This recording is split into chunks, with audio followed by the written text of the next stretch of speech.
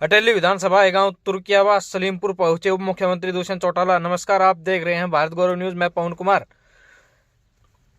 आज हरियाणा के उप मुख्यमंत्री दुष्यंत चौटाला अटेली विधानसभा गांव सलीमपुर तुर्कियावास पहुंचे। गांव में पहुंचने पर गांव के सरपंच, आरती एवं ग्रामीणों के द्वारा उप मुख्यमंत्री का गुलदस्ते भेंटकर एवं बड़ी फूलमाला डालकर स्वागत किया गया।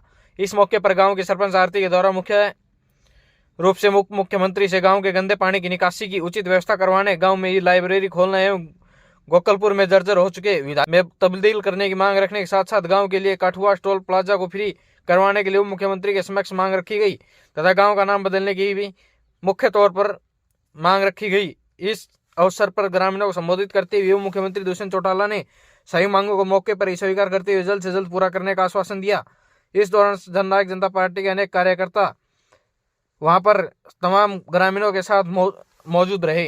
सर, आज किस तरह का कार्यक्रम है गांव तुर्कियावास सलीमपुर में रखा गया? जनसंपर्क अभियान प्रदेश भर में चल रहा है। सदस्यता अभियान के साथ साथ बूथ योद्धा, बूथ सखी को कैसे गांव लेवल पर मजबूती से जोड़ा जाए, इसके ऊपर प्रदेश भर में कार्यक्रम कर रहे हैं। और आज उसी के अंतराल अटेली विधानसभा क्षेत्र के अंदर कार्यक्रम हुए। मुझे खुशी है कार्यकर्ताओं की मेहनत और जो जोश दिख रहा है पार्टी संगठन बहुत मिल रही है। सर, बात कर ले तो पहले इलाका शांतिप्रिय था, आज लगातार एनआईए और ईडी की रेडें लगातार बढ़ती जा रही है। क्षेत्र में क्या कहेंगे इस विषय को लेकर के? राजस्थान में एक घटना से संबंधित है, इन्वेस्टिगेटिव एजेंसियां उस पर अपना काम कर रही हैं। और दूसरा मामला एक बहुत बड़े माइनिंग लैब्स का स्कैम का है, उसके अंदर ईडी अपना काम कर रही है। मुझे लगता है ये इंक्वायरियां हो जाए, इसके फैक्ट सामने आ जाए तो ज़्यादा बेहतर। आने वाले समय में क्या चुनाव लोकसभा का गठबंधन के साथ लड़ा जाएगा? जननायक जनता पार्टी इंडिपेंडेंट चुनाव लड़ेगी? अपनी तैयारी कर रहे हैं, भारतीय जनता पार्टी भी अपनी तैयारी कर रही है, तो दोनों बैठ के चर्चा करें भविष्य में क्या होगा। आरती जी, आज का जो कार्यक्रम में रखा गया था, किस तरह से क्या कार्यक्रम रखा गया था और क्या क्या मांगे आपने उप मुख्यमंत्री के समक्ष रखी है? आज यहाँ पे जो डिप्टी सीएम है हमारे श्री दुष्यंत सिंह जी चौटाला वो आए थे, तो उनके स्वागत के लिए हमने ये कार्यक्रम रखा था, जिसमें हमारी जो मुख्य मांगे थी वो हमने मांगे रखी थी। एक तो हमारे गांव में जो गंदे पानी की निकासी है उसकी उचित व्यवस्था नहीं है, तो जो हमारी सबसे प्रायोरिटी की मांग थी वो ये थी। फिर दूसरी थी कि हमारे गांव में जो बच्चों के लिए ई लाइब्रेरी की मांग जो हमने पहले भी रखी थी मुख्यमंत्री जी के जनसंवाद में, उस पर अभी तक कोई कार्रवाई नहीं हुई है, तो वो मांग रखी थी। और एक हमारे गोकुलपुर गांव में जो विद्यालय है वो पॉलिटेक्निकल कॉलेज में परिवर्तित किया जाए, ताकि गांव के आसपास के जितने भी बच्चे हैं उनका भला हो सके। और गांव में एक पानी के लिए वाटर टैंक बनाया जाए, और बस ये हमारी मुख्य मांगे थी। आज के कार्यक्रम में देखा जाए तो महिलाओं की काफ़ी भागीदारी रही और गांव वालों ने भी अच्छा कार्यक्रम सफल बनाया। क्या कुछ कहना चाहेंगे ग्रामवासियों के लिए? जी देखो, ये तो है कि सरकार ने जब 50% आरक्षण देके महिलाओं को आगे आने के लिए बढ़ाया है, आगे आने के लिए कहा है, और तो इसलिए गांव में अब मैं सरपंच हूँ, महिला हूँ, तो इससे कहीं ना कहीं देखते हैं कि महिलाएं हैं वो उत्सुक हो रही हैं आगे बढ़ने में, तो इसलिए वो हर जगह हर फील्ड में बढ़ चढ़कर भाग लेती हैं। कि बहुत अच्छा लगा कि महिलाएं आगे आ रही हैं, हर जगह अपना प्रेजेंस दे रही हैं, तो बहुत अच्छी बात है। सर, आज का कार्यक्रम काफ़ी सफल कार्यक्रम हम कह सकते हैं, क्या कुछ कहेंगे आज के कार्यक्रम के आयोजन को लेकर के? जी, आपका बहुत बहुत धन्यवाद। ये कार्यक्रम एक्चुअली में पूरे गांव की सफलता है, जिन्होंने इतना बढ़ चढ़ करके भाग लिया और उप मुख्यमंत्री साहब को सुना, जिन्होंने हमारी लगभग सभी मांगे मान लिए हैं। और मुझे उम्मीद है कि डिप्टी सीएम साहब इन मांगों को पूरा करेंगे और गांव को एक नववर्ष पे तोहफा देंगे। मेरे बुजुर्गों, मेरी माताएं, बहनें, युवा साथी और गांव की सरपंच बहन आरती जी, मैं पहले तो आप सबका आभार प्रकट करूंगा कि आज गांव में आने पर इस ठंड में भी जो आपने प्यार मान सम्मान दिया, मैं तहे दिल से आपका आभारी हूँ। धन्यवाद। और खास तौर पर माताओं बहनों का दूंगा, सुविधा जी को भी बधाई दूंगा कि जहाँ वोटों में 50% आबादी आप लोगों की है, आज यहाँ पर हाजिरी 60% आपने करी।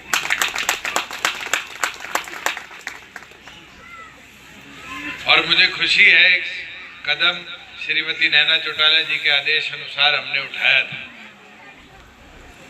कि पंचायती राज में 50% हिस्सेदारी महिलाओं की हम सुनिश्चित करेंगे। और आज खुशी होती है कि आपके गांव के अंदर जहां हमारी बहन सरपंच तो बनी, और मैं ये बोर्ड पढ़ रहा था कि दिल्ली यूनिवर्सिटी से बीकॉम करी, आपके सेंट्रल यूनिवर्सिटी से एमकॉम करी, पढ़ी लिखी पंचायत का भी एक अद्भुत मिश्रण आपके गांव सलीमपुर को मिला। बुजुर्गों, युवा साथियों, और मुझे तो विश्वास है कि जो टर्म सरपंची का है इसके अंदर आप सब भी आरती का सहयोग देकर गांव में विकास कैसे हो, कैसे गांव की तरक्की हो, इसको सुनिश्चित करो। मुझे बड़ा अच्छा लगा कि गली नाली से ऊपर उठकर गांव की मात्र 4-5 मांगे मेरे आगे रखी गई। पहली मांग कि गांव के गंदे पानी की निकासी, और मैंने समझा भी दिक्कत क्या है कि ऊंचाई जहां है वहां पर तो गांव की पंचायत के पास जमीन है, और ढलान जहां है, जहां पानी इकट्ठा होना चाहिए था, जहां निकासी बननी चाहिए थी, वहां पंचायत की अपनी जमीन है। इसका कोई बहुत बड़ा प्रोसेस नहीं है।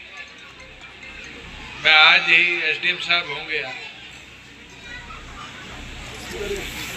एसडीएम साहब, इसका आप इमीडिएटली पंचायत के अधिकारियों की ड्यूटी लगाकर गवर्नमेंट के पास तबादले का केस भिजवा दो। ये बता रहे हैं कि परली तरफ के जो लोग हैं जिनके खेतों में पानी जाता है वो तबादला भी करना चाहिए।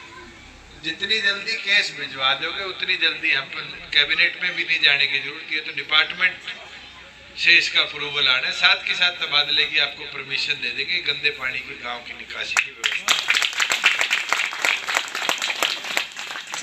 जहां आपके यहाँ एक टोल है राजस्थान के बॉर्डर पर, और उस टोल में बहुत से बच्चे नौकरी करने भी जाते हैं राजस्थान की तरफ, सबको 4 गुना पैसे की मार पड़ती है। ये व्यवस्था नेशनल हाईवे ऑफ अथॉरिटी की भी है। 10 है या मेरा नहीं 20 किलोमीटर का दायरा है, उसके अंदर पास बन जाते 350 रुपए के। 350 भी हो सकते हैं, 400 भी हो सकते हैं, पर महीने का पास बढ़ जाता है आसपास के गांव वालों के। अभी मेरी NHAI का जो प्रोजेक्ट डायरेक्टर है उससे भी फोन पे बात होगी बैठे बैठे, आरती ने जब ये बात रखी, और हमारे PWD के SC और XN की भी ड्यूटी लगा दी। ये परसों स्वयं जाके आपके गांव का भी नाम उसके अंदर रिकॉर्ड करवा लेंगे, और आसपास के भी अपने हरियाणा के 3-4 गांव जो, और इन सब के पास के लिए जिम्मेवारी आरती तेरी है। वहां इनके साथ अधिकारियों के जाके जो फॉर्म है सबके गांव में लाके दे दियो, जिसने भरने होंगे वो 350-400 जमा करा के सबके पास। जहां आपके एक स्कूल है गोकुलपुर में, लगभग बंद होने की कगार पे है, और सुझाव है कि वहां पॉलिटेक्निक बनाया जाए। पॉलिटेक्निक के लिए की व्यवस्था है, ITI पॉलिटेक्निक के लिए, कि 15 किलोमीटर के दायरे में कोई और इस तरह का इंस्टीट्यूशन नहीं होना चाहिए, प्राइवेट या सरकारी। मेरी सुन लो, आप ही की ड्यूटी लगाओ, मैं एक गांव से काम नहीं चलेगा। इसका 15-20 जो अपने आसपास के गांव सबकी पंचायत के रेजोल्यूशन जोड़ के दे दो कि स्कूल को सरकार बड़े इंस्टीट्यूशन में बदले, क्योंकि यहाँ बच्चे नहीं है, बना हुआ इंफ्रास्ट्रक्चर भी सरकार के काम आएगा। इसको मुहिम बना लो, और 20 गांव जब हमें लिख के दे देंगे तो सरकार पे भी दबाव आएगा जल्दीकरण का, नहीं आएगा। तो ये जिम्मेवारी कौन लेगा? ये गांव की जिम्मेवारी। आसपास के 15-20 जो इसके गोकुलपुर के चारों तरफ के गांव, इन सब के रेजोल्यूशन पंचायतों के बनवा दो कि हमारे ये स्कूल बंद होने वाला है, इसको सरकार अगर अपग्रेड करके कोई ITI या पॉलिटेक्निक जैसा इंस्टीट्यूशन बनाती है तो आसपास के इलाके का भी होगा, रोजगार के नए अवसर भी बढ़ने का काम होगा। जहाँ डिजिटल लाइब्रेरी वाली बात है, अगर ये पहले भी बात रखी गई है और कमरा मेरे को बताया अभी कि कमरा उपलब्ध है, अगर कमरा उपलब्ध है तो मैं आज ही डिप्टी कमिश्नर की ड्यूटी लगा दूंगा कि उसके 2-3 लाख की जो रिपेयर होनी है वो चाहे जिला परिषद से करवाए हम, चाहे डी प्लान से करवाए, तुरंत रिपेयर करवा कर उसको अंदर का इंफ्रास्ट्रक्चर चाहे मुझे देना पड़े डिस्क्रिप्शन से, वो दे के डिजिटल लाइब्रेरी का स्वरूप बनवाने। वही जो एक कोई पीने के पानी की समस्या बताई है, कोई एक गांव की समस्या नहीं, ये पूरे इलाके की समस्या है। और धीरे धीरे हमारी सरकार का प्रयास भी रहा है कि टेल तक पानी हमने पहुंचाया है, मगर पानी के टैंक बहुत से ऐसे गांव हैं जहां पर इरिगेशन का पानी पीने के पानी के लिए नहीं पहुंच पाता। उसके लिए अब सरकार जल जीवन मिशन के अंदर पाइपलाइन की व्यवस्था गांव दर गांव शुरू कर। आज हर गांव में ट्यूबवेल का भी पानी अपने पाइपलाइन से घर तक पहुंचाया है, मगर स्वच्छ जल मिले इसके ऊपर भी सरकार गंभीर है और जल्द इसकी भी प्रयोजना पूरे महेंद्रगढ़ जिले के लिए हम बनाने का काम करेंगे, जिससे आपके पीने का पानी भी ट्यूबवेल की बजाय नहर का घर तक आप पहुंचाने का काम करेंगे। मैं तो आज यहाँ एक चीज जरूर बोल सकता हूँ कि 9 में मैं पहली बार आया था और 2009 से 2023 में जितना बदलाव हमने देखा, आज 15 साल 24 शुरू हो गए। आज चंडीगढ़ से सुबह चला था, कल कैबिनेट थी हमारी, 3.5 घंटों में आपके पास हूँ। पहले कितना एक पूरा दिन लगा करता था। आज जयपुर जाना है किसी ने 2.5 घंटे में पहुंच जाते हैं, नहीं पहुंचते। आज सड़कों की तो व्यवस्था ऐसी कर दी, दिल्ली हो, चंडीगढ़ हो, जयपुर हो, हर जगह से अगर बेहतर कनेक्टिविटी कहीं हुई है तो सबसे ज्यादा महेंद्रगढ़ जिले को उसका लाभ मिला। और उसके साथ साथ उद्योग आने लग गया। मुझे याद है 2000 के अंदर चौटाला साहब मुख्यमंत्री थे तो महेंद्रगढ़ जिले को पिछड़ा जिला घोषित किया। अब तो मुझे लगता है आप लोग उस रेस में आगे के अगले जिले घोषित करने वाली है सरकार। अफसर लगते हैं तो सबसे ज्यादा, पढ़ाई के अंदर सबसे ज्यादा मार्क्स आते हैं तो सबसे ज्यादा, आर्मी में सबसे ज्यादा जवान है तो महेंद्रगढ़ के। और उद्योग के लिए भी महेंद्रगढ़ प्राथमिक जिलों में काउंट होने लग गया। आज खुशी मुझे होती है देखते हुए ये जो छोटी सी हवाई पट्टी थी बाछौद की, अभी कुलदीप जी गाड़ी में कह रहे थे मैं यहाँ मोटरसाइकिल सीखा करता था, इनका तो मैंने काम छुड़वा दिया, मोटरसाइकिल तो कोई नहीं, अब जहाज का पायलट जरूर इस पट्टी पे लोग बनने लगे। 100 के लगभग बच्चों की ट्रेनिंग कंप्लीट होगी। 29 को तो आज एयर इंडिया और बोइंग उसमें एयर इंडिया और इंडिगो में नौकरी लगी। 78-79 बच्चे आज के दिन वहां नौकरी ट्रेनिंग कर रहे हैं। और तो और वो हवा में जहाज से कूदते हैं, स्काई डाइविंग। स्काई डाइविंग देश में अगर एक जगह होती है तो आपके बाछौद महेंद्रगढ़ के अंदर। ये मुमकिन इसलिए हो पाया कि हमारी सोच अच्छी थी और हमें पता था कि इसमें भी सरकार बहुत कुछ ऐसा क्रिएट कर सकती है जिससे उद्योग भी आए और उद्योग के साथ साथ क्षेत्र को फायदा।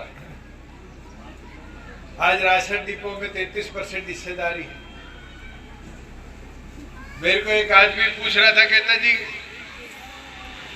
एक फायदा कर दिया आपने, मैं कभी कई कर दिया, कहते नहीं एक फायदा कर दिया।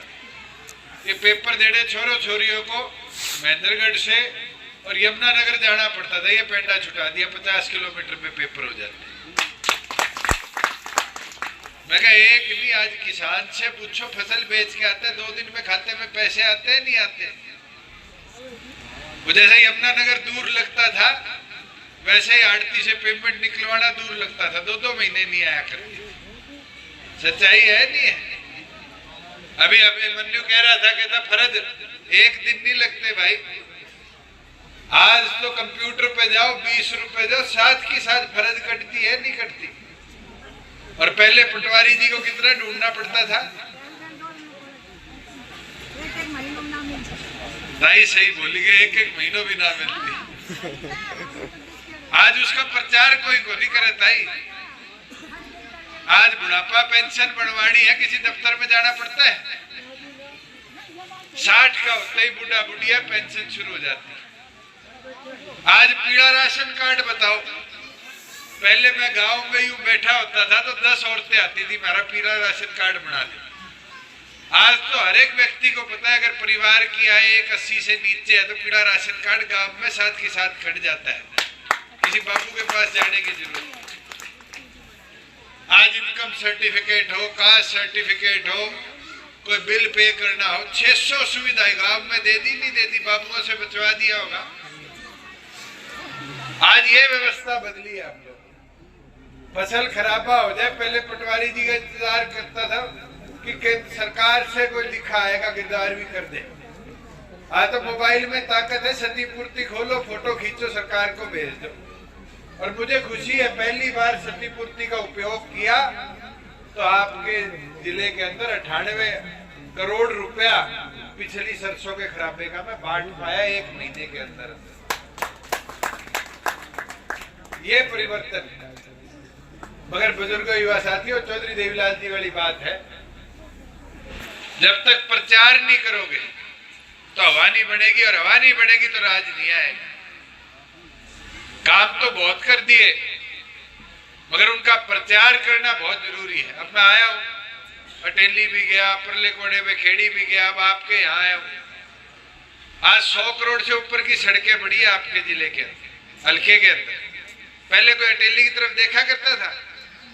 भूपेंद्र हुड्डा का राज था, कोसली कोसली तक सड़क बढ़ती थी, अटेली टूटा मिलता था। है तेज प्रकाश जी? आज महेंद्रगढ़ जिले में 500 करोड़ से ऊपर सड़कों के लगाए हम, सिर्फ इसलिए कि महेंद्रगढ़ पिछड़ा ना रहे, अगड़ा हो जाए। और ये खुशी के साथ कह सकता हूं कि चाहे राजस्थान को जोड़ने वाली हो, चाहे दादरी को जोड़ने वाली हो, चाहे कोसली को जोड़ने वाली हो, चाहे रेवाड़ी को जोड़ने वाली हो, चाहे बावड़ को जोड़ने वाली, महेंद्र जिले की एक भी सड़क ऐसी नहीं है जिसको हमने आज के दिन दुरुस्त करानी है। और जो बची है, ये वादा मेरा, अगले 6 महीनों में उनके भी पैसे मंजूर करा दूंगा, उनको भी दुरुस्त। बल्कि अब तो गांव में हमने ये सुविधा दे दी कि जो गांव की फिरनी टूटी हुई है वो HRDF से पैसा आएगा। गांव में कोई व्यायामशाला बननी है तो HRDF से पैसा आएगा। गांव के अंदर कोई शमशान घाट कब्रिस्तान है जिसमें 4 दीवारी, शेड, कोई बैठने की जगह, पीने के पाइपलाइन, रास्ता, अगर ये बनने हैं तो HRDF से पैसा आएगा। आज सरकार ने सरपंचों को ये ताकत दे दी, कोई सरपंच पब्लिक में खड़ा होकर ये बोल नहीं सकता मेरी पंचायत को सरकार ने 1 रुपया नहीं दिया। मेरे को बड़ी लड़ाई लड़नी पड़ी SFC की, पर कानून बना दिया और देखता हूं कौन बदलेगा।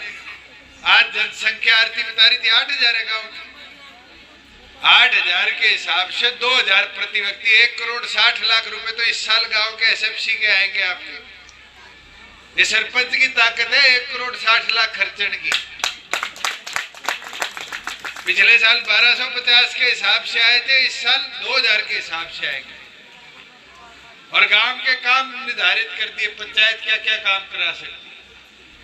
और ये पीछे धरने दे रहे थे कि जी 5 लाख के अंदर 5,25,00,000 तक दिया, वो भी छूट हटा दी। अगर 1,60 है, 5-5 लाख के 80 लाख के काम कराने, वो भी सरपंच को ताकत दे दी कि अपने लेवल पर करा सकता है। हमने तो व्यवस्था बनाई है, और ये ऑनलाइन टेंडरिंग से डरना नहीं चाहिए। ये तो फायदा है। चोरी ठेकेदार करता था, जेल सरपंच जाता था। आज पकड़ा तो ठेकेदार जाता है, गड़बड़ करता है, सरपंच तो निगरानी के लिए है, सरपंच का ठेकेदारी का काम तो नहीं। तो मैं तो उम्मीद करता हूं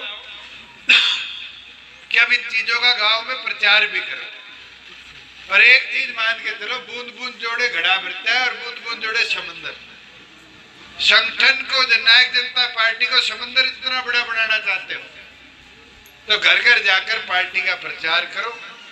ये झंडे जो है ये घरों पे लगाओगे जब पार्टी का प्रचार बढ़ेगा, कांग्रेसी निकलेंगे बढ़ेंगे, देखेंगे खून जलेगा नहीं जलेगा उनका, और उनका जितना जलाओगे उतनी अपनी ताकत बढ़ाओगे।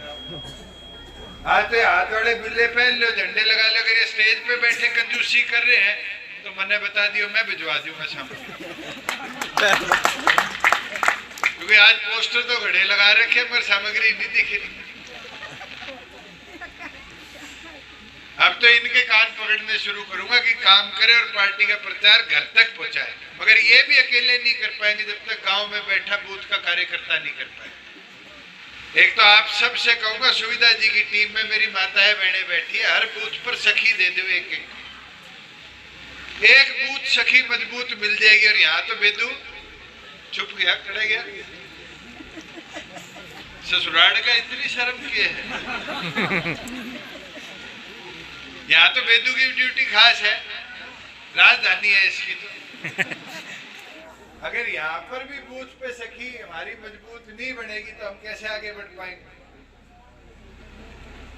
तो आज एक बूथ पर एक महिला बूथ सखी के तौर पे जोड़ दो, राजधानी में चुप गया। जुआरी कम करी है मेरे ख्याल से।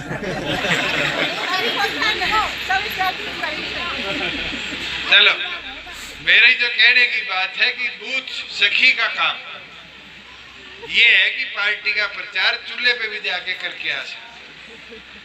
और दूसरी चीज, बूथ का संभालने वाला योद्धा, अगर हमारे बूथ संभल जाएंगे तो अपने आप गांव संभल जाएगा। अभी मेरे को एक व्यक्ति आके फोटो दिखा रहा था 2009 के चुनाव की, यदि मैं बूथ पे था। वैसे कार्यकर्ता की संख्या बढ़ानी पड़ेगी, एक बूथ पे अगर 2 संभाल लेनी है और 3 वोट लानी है, मिल गए 5 भी हो गए तो अपने आप बूथ जीत जाएंगे, और बूथ जीत जाएंगे तो गांव जीत जाएंगे। तो इसके ऊपर काम करना जुटो। मैं तो यही प्रार्थना विनती करने आया था। गांव के जो काम है, मैं तो चाहूंगा, आपकी पढ़ी लिखी सरपंच है, मेरे भी पीछे लग के और अधिकारियों के भी पीछे लग के, ये जो फाइलों का काम है इसको मुनीम की तरह झेलना पड़ता है, साथ साथ चलना पड़ता है। जितनी जल्दी करवा लोगे उतनी जल्दी गांव के विकास कार्यों को गति मिल पाएगी। गांव में आने पर, अच्छा एक मांग और थी भाई, किसी ने नहीं पढ़ी, कान काम में कलमाड़ी जी बोल गए कि जी हमारे गांव का नाम बदलना था। क्या नाम है? नहीं, सलीमपुर तो असली कागजी है, तुर्कियावास रखना। अरे सलीमपुर हटाना है, तुर्कियावास रखना है, दोनों हटाने। फिर एक काम करो, आप एक काम करो, ये मैं गांव पे छोड़ देता हूँ। अभी अपने मोहम्मदपुर था नारनौल का, उसका अभी 1 महीने पहले बदल के हम हटे। इसका एक काम कर लो, ग्राम सभा बुला लो आप, और ग्राम सभा के रजिस्टर पे सबकी हाजिरी लगवा कर रेजोल्यूशन बनवा दो कि हमारा गांव नाम बदलवाना चाहता है, और एसडीएम के मार्फत डीसी की रिपोर्ट को मेरे पास पहुंचा दो। इसको अब केंद्र सरकार को करना है तो सब अपने 31 जनवरी से पहले करना। अगर इससे लेट हो जाओगे फिर आचार संहिता लग जाएगी, फिर आगे लोकसभा चुनाव के बाद हो जाएगा। तो जल्दी करते होगे तो हम इसका, क्योंकि अखबार में इश्तिहार भी निकलवाना पड़ता है और भी करना पड़ता है, तो फिर नाम बदलवाने का जो प्रोसेस है उसको गति के साथ आगे ले जा पाए। वैसे तो एक चीज है, सारे गांव वाले बैठे को 2-3 नाम ही सुझवा दो।